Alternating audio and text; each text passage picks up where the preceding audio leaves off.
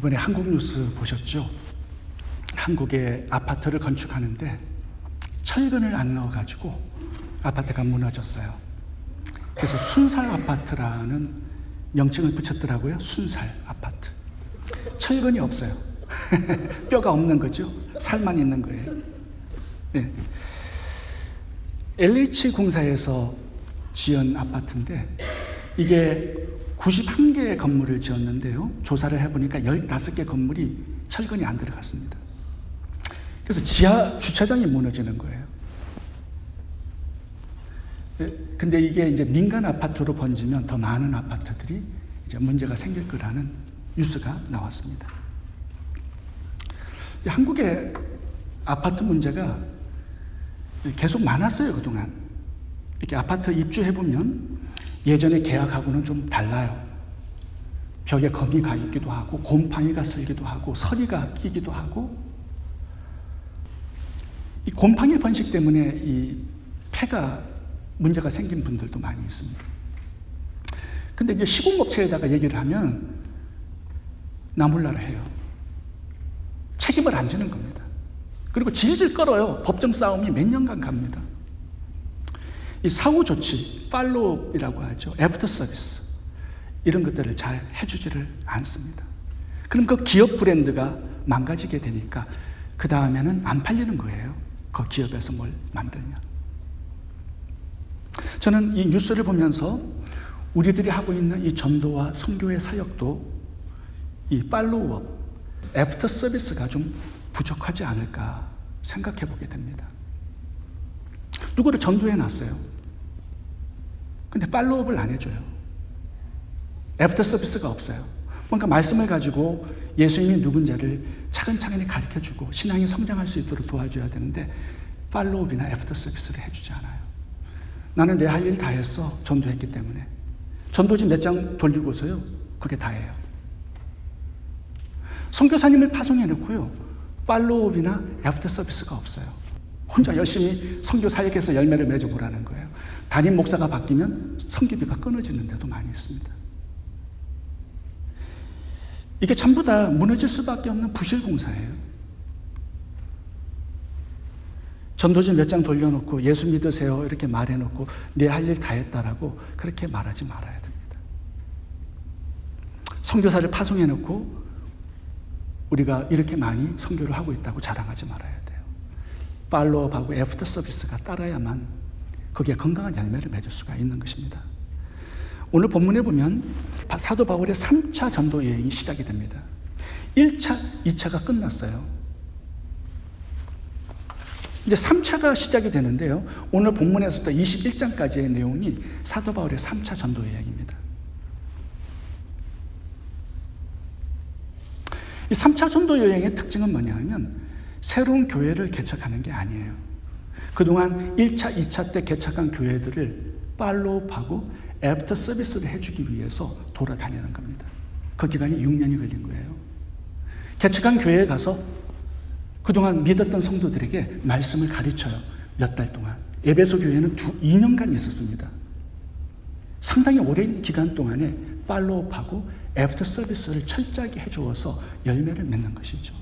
이것이 우리가 해야 될 사역이고 사도 바울의 사역을 통해서 우리가 배워야 할 부분입니다. 팔로우하고 애프터 서비스를 해주는 거죠. 사도 바울이 3차 전도 여행 때 새로운 교회를 개척하지 않은 이유가 뭘까요? 아직도 많은 지역에 복음이 들어가지 않았습니다.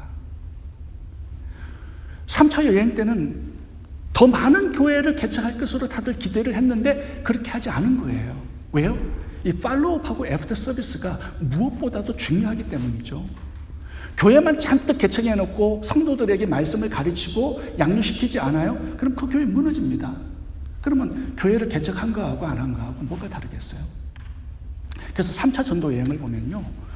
많은 지역, 많은 교회들을 다니는데 오래 머물면서 말씀을 계속 가르칩니다.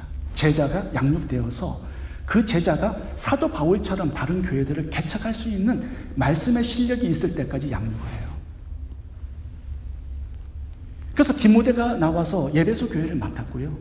신라가 마게도니아 교회들을 맡았어요. 그리고 오늘 본문에 나오는 아굴라는 고린도 교회를 맡은 겁니다. 이렇게 해서 양육시켜서 파송을 하는 이 전략이 대단한 전략으로 성공적이었어요. 사도 바울이 다른 교회들을 개척하지 않고 양육에 힘쓴 이유가 있습니다. 왜냐하면 사도 바울은 몸에 사단의 가시가 있어서 질병이 있었어요. 언제 죽을지 몰라요. 그리고 사도 바울을 죽이려고 따라가는 사람들이 점점 많아져 갑니다. 루스드라에서는 이미 돌 맞아서 한 번 죽은 적이 있어요. 사도 바울은 자기가 죽더라도 이 선교의 사역이 계속 지속되기를 원한 겁니다. 누구를 통해서? 자기 자신이 개척한 그 교회에 양육한 성도들이 성장해서 사도 바울이 없더라도 그 교회가 든든히 서가고 그곳에서 안디옥 교회처럼 사람들을 파송해서 많은 교회들을 그들이 개척할 수 있도록 양육한 거예요. 이것이 탁월한 사도 바울의 전략이 있고 이것 때문에 교회가 오늘날까지 이어지게 된 것입니다. 제가 아프리카에서 2개의 교회를 개척해서 목회를 했어요. 소알료로 이렇게 설교를 하고 아프리카 원주민을 대상으로 목회를 한 겁니다. 근데 첫 번째 교회를 개척하고요. 제가 시작한 게 새벽 기도하고 큐티 모임이었어요. 우리 교회에서 하는 거하고 똑같이 거기서도 했습니다. 근데 거기는 더 잘 모여요. 할 일이 없기 때문에 사람들이 많이 옵니다. 별다르게 직업이 없어요. 이제 큐티를 시작을 했는데 가르쳐 주지 않았는데 너무나 깊이 잘 깨달아요. 제가 창세기를 거기서 정리해가지고 왔습니다. 성도들이 나눈 것 가지고 탁월하게 창세기를 잘 나눠요. 요한계시록까지 갔는데요. 요한계시록에서는 펄펄 날아다녀요. 너무나 깊은 은혜로운 말씀들을 나눠주는데요. 제가 참 많이 배웠습니다. 우리 교회도 좀 그렇게 되었으면 좋겠어요. 팔팔 날아다니고. 제가 걱정이 하나 생긴 게 뭐냐면 이제 2번째 교회를 개척을 했어요. 마케바 교회였는데 내가 아프기라도 하고 또 본국으로 돌아가면 이 교회가 어떻게 될까 너무 걱정이 되는 거예요. 그래서 개척한 다음에 1년 후에 큐티를 잘하는 사람을 유심히 봤어요. 근데 우리 어부 중에 카롤리라는 형제가 다른 사람보다 특별하게 말씀을 잘 나눠요. 그래서 이렇게 앞에서 설교를 가끔씩 시키거든요. 은혜를 받아요, 성도들이. 그리고 마키바 교회를 개척했는데 그 교회에서는요, 에스더라는 여자 성도가 잘 나눠요. 그리고 말씀을 증거하면요, 모든 사람들이 다 은혜 받아요. 그 2사람을요, 신학교를 보냈어요. 제가 직접 하는 것보다 신학교에서 하는 게 더 낫잖아요. 그래서 신학교를 보내가지고요, 제가 안식년으로 미국으로 들어올 때 그분들이 다 신학을 마치고 돌아왔어요. 그래서 무실라 교회는 카롤리 형제에게 맡기고요, 마키바 교회는 에스더 전도사님에게 맡겼어요. 그래서 그 2교회가 그분들을 통하여서 성도들이 양육되고 또 다른 지역의 교회를 개척하게 된 것입니다. 사도 바울과 같은 전략이에요. 저는 그분들을 신학교를 보내서 전도사가 되게 한 거 너무나 잘했다라는 생각이 뒤돌아보면 그런 마음이 많이 듭니다. 저는 지금 우리 샬롬교회에서도 목회를 하고 있는데요. 우리 교회에서 하는 이 큐티 말씀 나눔이 이게 굉장히 좋은 제자 양육의 프로그램이 될 수 있어요. 여러분들이 열심히만 해온다면. 제가 저녁마다 말씀을 가르치지 않습니까? 우리 교회에서도 사도 바울이 양육한 디모데 같은 사람, 아볼로 같은 사람, 브리스길라, 아굴로 같은 이런 사람들이 나와서 교회를 개척하고 교회를 든든히 세우고 거기서 제자를 양육해서 또 다른 교회를 세우는 이런 일들이 우리 교회에서도 좀 일어나기를 저는 기도하고 있습니다. 제가 계속 말씀드리지만 마태복음 28장의 명령은 전도하라는 명령이 아니에요. 제자를 삼으라는 명령입니다. 그래서 전도지 몇 장 돌리고 나 말씀에 순종했어, 그런 얘기 하지 마세요. 예수 믿으세요 이렇게 얘기해놓고 내 할 일 다 했어요 이렇게 말하지 마세요. 애프터 서비스 팔로우업이 오랜 시간 동안에 있어야 합니다. 그래야 그 사람도 양육이 되어서 제자가 되고요, 말씀을 가르치는 나도 성장해서 예수 그리스도의 제자가 되는 거예요. 그래서 하나님의 말씀이, 복음이 땅끝까지 흘러가는 이 선교의 전략이 예수님의 전략이었고 사도 바울의 전략이었습니다. 가서 제자를 삼으라는, 양육하라는 이 주님의 명령에 순종해서 많은 열매를 거두는 저와 여러분 될 수 있기를 바랍니다. 두 번째 교훈의 말씀은요, 아볼로를 통해서 배우는 교훈은 더 배우려고 하는 열정을 가져야 한다는 겁니다. 24절부터 읽어보겠습니다. 알렉산드리아에서 난 아볼로라 하는 유대인이 에베소에 이르니 이 사람은 언변이 좋고 성경에 농통한 자라. 그가 일찍이 주의 도를 배워 열심으로 예수에 관한 것을 자세히 말하며 가르치나 요한의 침례만 알 따름이라. 그가 회당에서 담대히 말하기 시작하거늘 브리스길라와 아굴라가 듣고 데려다가 하나님의 도를 더 정확하게 풀어 이러더라. 이 아볼로는 이집트 알렉산드리아 출신입니다. 애굽 사람이에요. 유대인입니다. 근데 언변이 탁월해요. 사도 바울보다 뛰어난 설교자였습니다. 그리고 성경 교사였어요. 그래서 회당을 다니면서 말씀을 가르치는 교사로 사역을 했던 겁니다. 구약에 능통했어요. 예수님도 잘 알아서 많은 사람들에게 예수님도 가르쳤습니다. 회당에서 가르치는데 브리스길라와 아굴라가 앉아가지고 들었어요. 그랬더니 들어보니까 뭔가 좀 부족해. 예수님을 아는데 잘 알지를 못해요. 예수님의 십자가 죽음의 의미와 부활의 의미를 잘 몰랐던 거예요. 세례 요한의 침례만 알고 있었다라고 얘기를 하고 있습니다. 브리스길라 아굴라가 아볼로를 불러서 예수님의 인성, 신성, 십자가 죽음과 부활을 자세하게 풀어서 가르쳐 준 거예요. 아볼로의 부족한 부분을 채워준 것입니다. 그래서 오늘 본문에 보시면 27절에 많은 유익을 주었다고 얘기해요. 그러니까 큰 전환점이 생긴 거예요, 인생에. 그동안은 예수님을 가르치는데 예수님의 십자가 죽음과 부활을 못 가르치니까 구원을 못 받아요, 사람들이. 성경은 많이 알지만. 근데 큰 인생의 전환점을 맞은 거예요. 브리스길라, 아굴라를 통해서 그렇게 된 것입니다. 근데 아볼로 입장에서 보면요, 이거 굉장히 기분 나쁜 일이에요.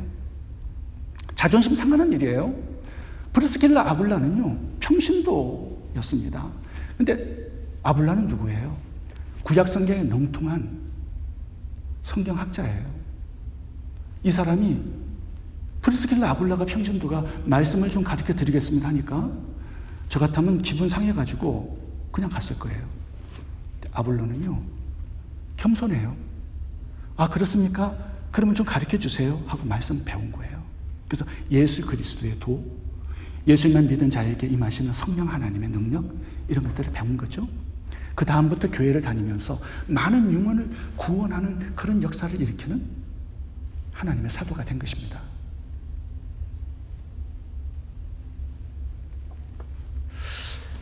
우리 주변을 살펴보면 아볼로처럼 겸손하게 다른 사람의 가르침을 받으려고 하는 사람들이 많지 않아요.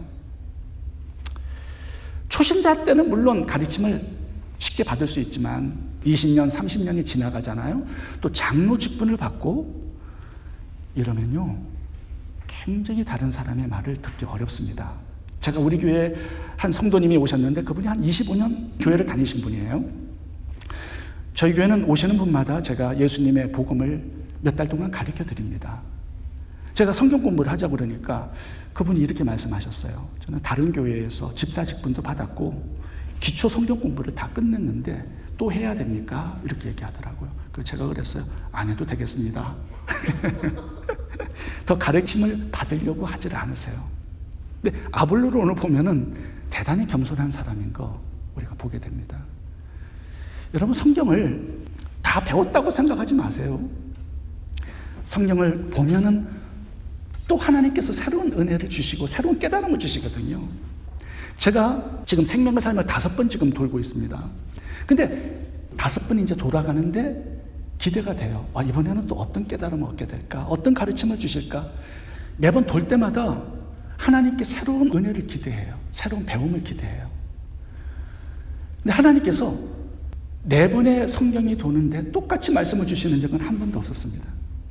제가 설교를 지금 굉장히 오랫동안 하고 있는데요.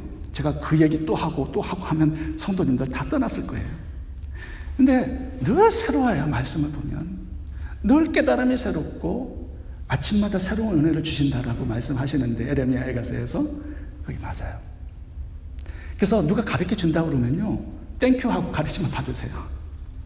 평신도가 가르쳐 준다고 그래도요, 땡큐 하고 받으세요. 저는 가장 많은 깨달음을 받을 때가 언제냐면 사실은 큐티 모임이에요. 구정예배 때 큐티 모임 때 많은 배움의 시간을 갖고 성도님들이 이렇게 한마디 한마디 나누는 그것을 제가 귀담아 듣습니다. 그리고 집에 가서 컴퓨터에다가 새로운 깨달음이 있으면 기록해놔요. 그래서 제가 상당히 많은 말씀들을 모았어요. 새롭고 은혜로운 말씀들이 참 많습니다. 제가 성경 공부하자 그러면 저에게 식사를 대접해 주면서 하겠다고 얘기하세요. 성경에서 하나님께서 탁월하게 쓰시는 사람들을 보면요, 말씀을 배우는데 열정이 많은 분들이에요. 우리 교회도 몇 명 그런 분들이 있습니다. 그런 분들은 하나님께서 언젠가는 쓰시게 될 거예요. 왜냐하면 하나님의 사역이 전부 다 말씀 사역이거든요. 그래서 말씀을 배우려고 하는, 많이 배워도 더 배우려고 하는 아볼로처럼 이런 마음을 가진 분들은 하나님께서 더 많은 말씀들을 깨우치게 은혜를 주세요. 더 채워주신단 말이에요. 그 말씀 가지고 교회도 든든하게 하고 영혼들도 구원하고 또 영혼들을 제자로 세우게 되는 겁니다. 말씀에 대한 열정이 없잖아요. 그 사람은 자기의 믿음도 나중에는 식어져요. 성장하지 않아요. 말씀을 가져야 남도 가르치고 나도 성장하게 되는 겁니다. 그래서 말씀을 배우는데 열정을 가지셔야 합니다. 사도행전 8장에 지난번에 제가 말씀드린 이디오피아 내시를 보세요. 이사야서를 읽고 내려와요. 이미 모세오경은 끝냈다라는 말씀이죠. 새로운 말씀들을 계속 배우는 거예요. 이사야 53장 어렵거든요.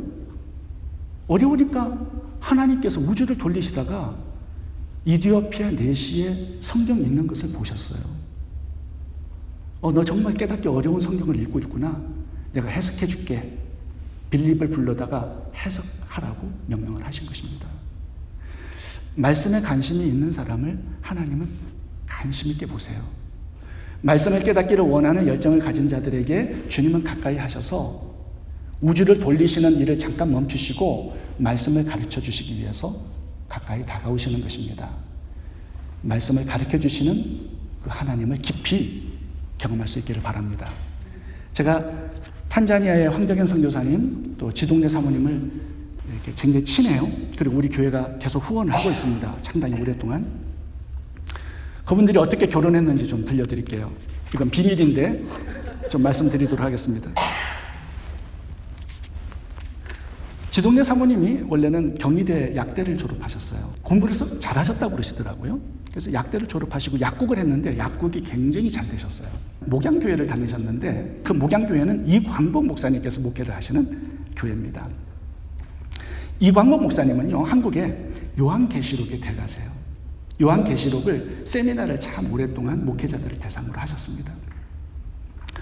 근데 이 지동래 사모님이 말씀을 배우고 싶으니까 그 세미나에 참석해서 몇 분이고 계속 듣는 거예요. 뭐 수십 분 들으니까 요한계시록에 대해서 많은 이해를 하게 된 거죠. 이광모 목사님께서 세미나를 하시다가 좀 몸이 아프시잖아요. 그러면 지동래 사모님을 강의를 하라고 시키는 거예요. 근데 강의를 하라고 시키는데 너무 잘해요. 탁월하게 요한계시록을. 그래서 목사님들 세미나를 이분에게 맡기신 거예요. 목사님들 세미나를 너무 은혜롭게 잘하는데 거기에 목회자 중에 황덕현 선교사님이 등록을 해가지고 그분 세미나를 듣게 되었어요. 생전 처음 듣는 요한계시록의 말씀이 그분에게 엄청난 은혜가 되었는데요. 세미나가 끝나고 이분에게 프로포즈를 한 거예요. 결혼하자고. 저도 듣고 놀랐습니다. 그래서 그 지동래 사모님께서 간증을 하시면서 말씀을 열심히 배웠더니 하나님께서 남편도 보내주셨다고.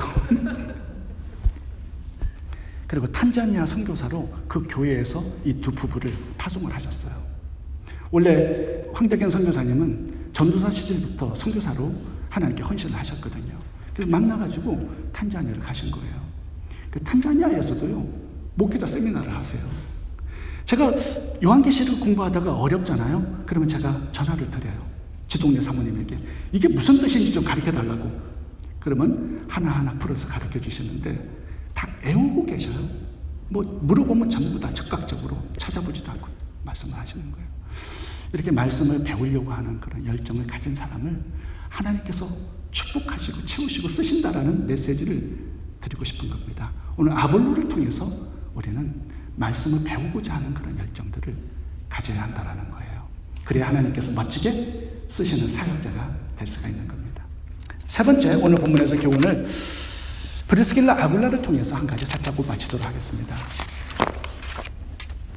사역자를 후원하는데 열정을 가지라는 것입니다. 이 브리스길라 아굴라를 보시면 18절 봅니다. 아굴라는 유대인이에요. 그런데 로마로 가서 살다가 브리스길라 로마 여성을 만났습니다. 그래서 결혼을 했어요. 국제 결혼을 했는데 이 유대인들은 아주 성격이 포악해요. 로마에서도 기독교 유대인들하고 정통 유대인들하고 싸워가지고 폭동을 일으켰어요. 그래서 로마 황제가 식령을 내렸어요. 유대인들은 다 로마를 떠나라고. 그래서 아굴라하고 브리스길라가 고린도로 떠난 겁니다. 모든 짐들을 챙겨가지고. 이제 고린도에서 사도 바울을 만난 거예요. 사도 바울은 고린도에 도착했을 때 재정이 다 바닥이 났습니다. 그래서 직업을 찾았는데 여기에 취직을 한 거예요. 그래서 함께 텐트 만드는 일을 하면서 복음을 전했습니다. 그런데 이제 문제는 1년 반 후에 고린도를 떠났어요. 사도 바울이. 그래서 지금 예배소로 3차 전도 여행을 가는데 이 부부가 모든 사업을 접고 예배소로 따라간 거예요. 이거 쉽지 않은 일이거든요. 비즈니스 하는 사람 이 도시에서 접고 다른 데 가는 거 쉽지 않아요. 왜 그랬을까요? 왜 브리스길라 아굴라는 자리 잡은 비즈니스를 접고 예배소로 사도 바울을 따라갔을까요? 왜 그래요? 사도 바울의 선교 사역을 후원하고 싶었기 때문입니다. 그래서 사도 바울은 이 브리스길라 아굴라 부부를 통해서 물질적인 후원을 4차 전도 여행할 때까지 받습니다. 예배소 교회를 같이 개척했고요. 사도 바울은 로마로 가서 교회를 개척하지 못했는데 이 브리스길라 아굴라 부부를 보냅니다. 로마 교회를 이 브리스길라 아굴라 부부가 개척을 해서 거기서 교회를 목자 목로로 섬기고 있었던 것입니다. 대단한 사도 바울의 후원자였어요. 그래서 사도 바울이 로마서 16장에서 사역을 마무리하면서 브리스길라 아굴라 부부를 이렇게 감사하면서 표현한 구절이 있습니다. 성경 구절 읽어보겠습니다. 로마서 16장 3절입니다. 너희는 그리스도 예수 안에서 나의 동역자인 브리스가와 아굴라에게 문하라. 그들은 내 목숨을 위하여 자기들의 목숨까지도 내어놓았나니. 대단하죠? 나뿐 아니라 이방인의 모든 교회도 그들에게 감사하니라. 이 브리스길라 아굴라 부부가 사도 바울만 후원한 게 아니에요. 비즈니스를 해서 나온 수입을 가지고 다른 교회들도 전부 다 후원을 하고 다른 사역자들도 엄청나게 후원을 한 거예요. 그래서 그들도 다른 교회들도 이 브리스길라 아굴라에게 감사하라는 표현을 한 것입니다. 이 정도 돼야 된다는 거죠. 우리의 직장과 사업들을 통하여서 선교사님들이 후원을 받고 복음이 땅끝까지 전해지는데 우리의 사업과 우리의 직장, 우리의 재물이 쓰임을 받을 수 있어야 한다는 겁니다. 이런 후원에 대한 열정이 우리들에게도 있어야 된다는 거예요.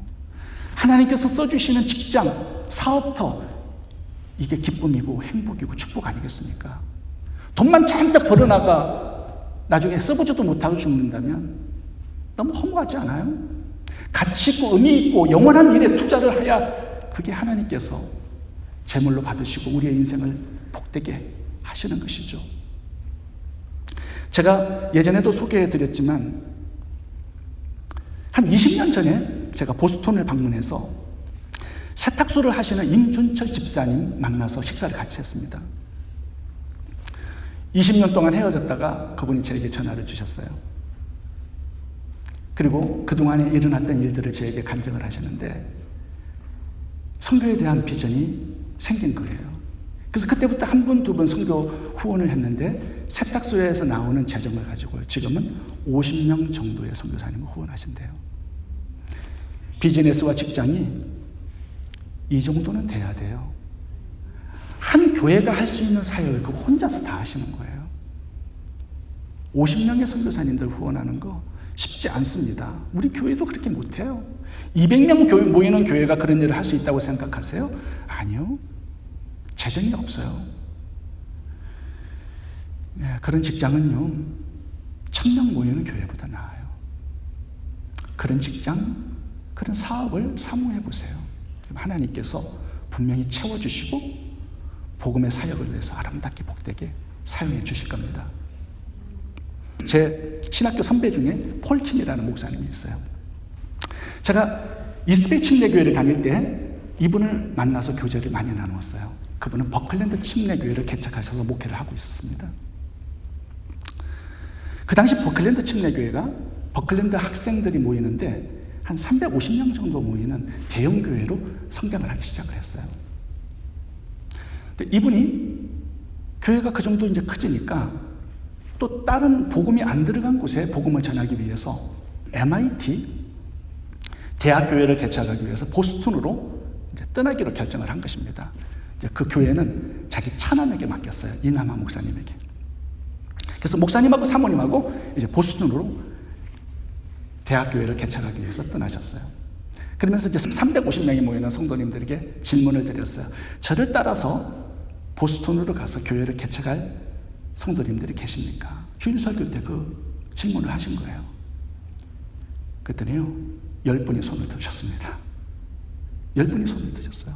우리가 함께 가겠다고. 그래서 그 10분이 개척 멤버가 되어가지고 하버드 대학 안에 건물을 하나 빌려서 예배를 드리기 시작을 했어요. 근데 지금은요, 그 교회도 한 350명 모여요. 대단히 목회를 굉장히 잘하시는 분인데요. 교회가 몇 개가 있냐 이렇게 보니까요, 지금 교회가 대학마다 섰는데 40개 도시에 70개 교회가 섰대요. 대단히 많죠. 사역자가 몇 명인가? 1600명이래요. 그레이스 포인트, 여기도 그레이스 포인트 침례교회가 있습니다. 우리 교단교회인데 우리 교회에 교사들을 보내주고 있잖아요. 상당히 많은 교회들을 사역하세요. 단 한 분의 꿈과 비전이 이런 역사를 만들었는데요. 이것뿐 아니에요. 지금은 이제 엘들리 케어 사역도 하시는데 40군데의 노인들을 위한 사역단체를 만드셨어요. 그리고 카자흐스탄하고요, 이슬람권으로 학생들 졸업하잖아요. 보내가지고 거기에서도요, 비즈니스를 하게 해요. 학생들, 졸업한 사람들. 그래서 비즈니스를 하면서 대학생들을 전도하는 거예요. 근데 비즈니스가 작은 비즈니스가 아니더라고요. 명문대를 나왔기 때문에 뭐 여러 가지 할 수 있는 것들이 많겠죠. 그래서 그거 가가지고요, 케밥 뭐 이렇게 비즈니스 하시는 분도 있고, 뭐 커피 비즈니스 여러분들이 많은데 한 가지의 목적이에요. 비즈니스를 통해서 거기 있는 선교사님들을 후원하는 거예요. 저는 감동을 굉장히 많이 받았습니다. 그런 비즈니스가 옛날에는 없었거든요. 자기만 잘 살려고 하는 비즈니스는 많이 하지만 선교사님들을 후원하고 복음이 땅끝까지 전파되는 이 일에 자기의 사업과 비즈니스 직장을 헌신하고 하나님께 드리는 그런 사람 많이 보지 못했습니다. 돈 벌어서 큰 차 사고 큰 집 지으려고 하는 목적을 가진 분들 많지만 선교사님들을 후원하는 비즈니스를 선교지에서 하는 분들은 많이 보지 못했어요. 근데 그 교회가 그런 일을 하고 있더라고요. 아무도 하지 못하는 그 일을 우리 교회에서도 한 분을 파송해서 이슬람권에서 비즈니스를 좀 하는 분이 있으면 좋을 것 같아요. 네. 이름은 말씀드리지 않겠습니다. 제가 마음에 품고 기도하는 분이 있기는 해요. 그분이 나갔으면 좋겠다 생각은 드는데 모르겠습니다. 제 기도에 응답이 될지. 저희들은 세 가지의 열정을 가지고 살아야 합니다. 말씀으로 제자를 양육하는 열정, 많이 배웠지만 더 배우고 싶은 열정, 많은 선교사님들을 후원해서 땅끝까지 복음이 전파되는데 나의 직장과 사업을 하나님께 드리는 그런 열정. 이 세 가지 열정을 가지고 하나님의 복음 사역에 위대하게 쓰임받는 저와 여러분 될 수 있기를 바랍니다. 기도하겠습니다.